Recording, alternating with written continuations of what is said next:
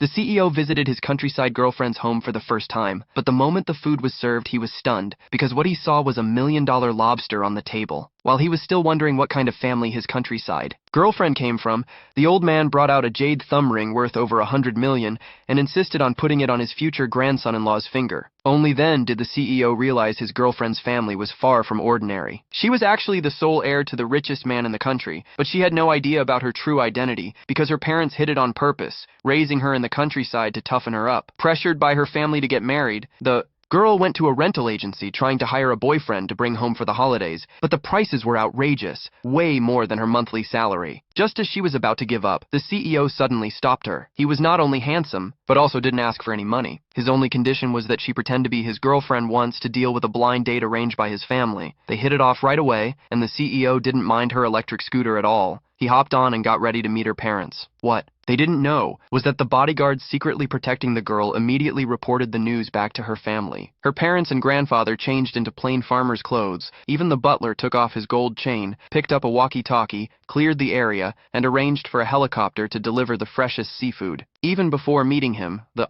family had already taken a liking to the man who was willing to ride a scooter with their daughter. They believed only true love would choose to suffer with her. Little did they know, the man was actually a CEO himself. Meanwhile, the scheming woman couldn't hold it in anymore. She had always dreamed of marrying into a wealthy family, but the CEO chose a village girl over her. Enraged, she followed them all the way and confronted the CEO face to face, mocking his taste and claiming that even selling the whole village couldn't buy one of her handbags. The CEO sneered, said she was right, then put his arm around the girl and left without even a glance. But the scheming woman still wouldn't give up. She followed them all the way to the doorstep. The father noticed the unfamiliar face and ordered the butler to handle it. The butler picked up his walkie-talkie, and the village butcher and blacksmith showed up, quickly escorting the scheming woman out of the area. The CEO was then invited into the humble home, where the family sat around the table happily enjoying their meal. But what shocked him was that he had always thought he came from a privileged background. Yet after just one meal at his girlfriend's house, he realized he was barely average. The girl, on the other hand, began to suspect that her grandfather had given away the family's treasures to her fake boyfriend. So she went to the room to ask for the jade thumb ring back. But the CEO turned the tables,